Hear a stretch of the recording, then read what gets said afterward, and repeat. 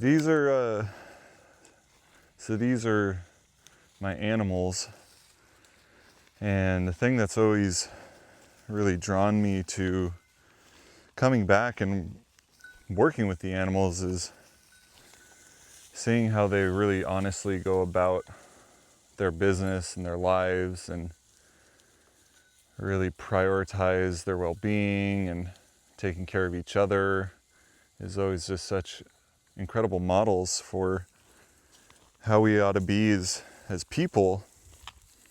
And they don't pretend and they don't try. They so honestly perform themselves and so truly react to their surroundings and to their ways of being. And when we come into relation with the animals, it allows our own natural spirit and own natural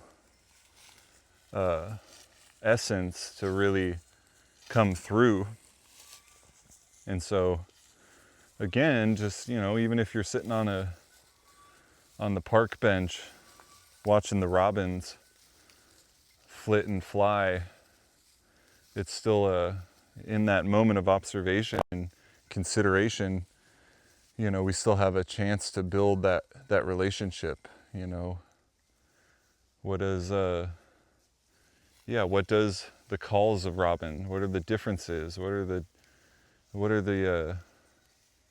forms of the flocks of pigeons as they fly around? Where do foxes like to travel? How do the animals utilize the landscape, and how can that give us insights and gateways into how to be humans, and how do we want to relate to the land, and how do we want to relate to our environment?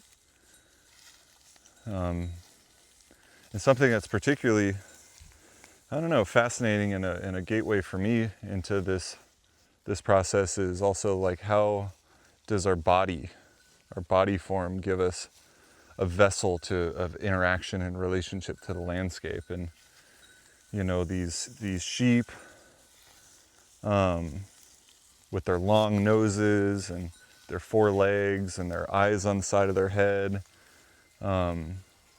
create a body template that is perfectly attuned to their way of existing, of grazing close to the ground and seeing 270 degrees around them and being able to pick up and move pretty readily, and the thick skulls for their budding habit, and all these things allow them to belong on the land so beautifully. And so thinking along that way, like really trusting our body as a form to be able to find our ways of making home on the land, with our 10 fingers and our eyes and ears and our voices and our ability to sing and communicate, and all these ways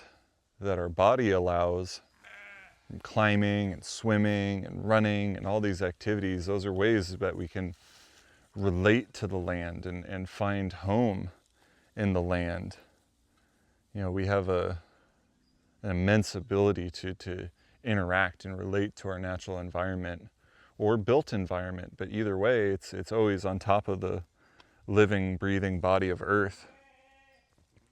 And so, one of these ways that we can really experiment and discover how we want to find home on the land is just through the interaction of our body. And every time we interact with our body on the land is that feedback between the natural world and ourselves.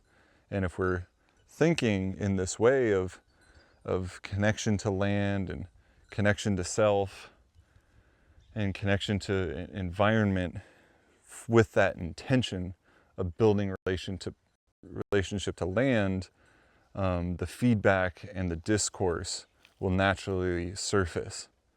And these little things that you start noticing, like the towhees or the phoebes, can start appearing in these ways that are consistent with our imagination.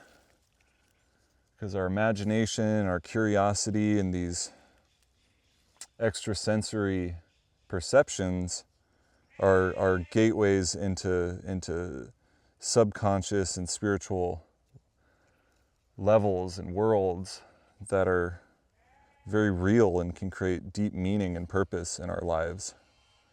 And the archetypes of those creatures and those trees and beings and landforms can give us deep insight into our natures. And so by approaching things with reverence and curiosity, you kind of befriend the natural world to show you things about yourself that you may not be able to recognize on your own.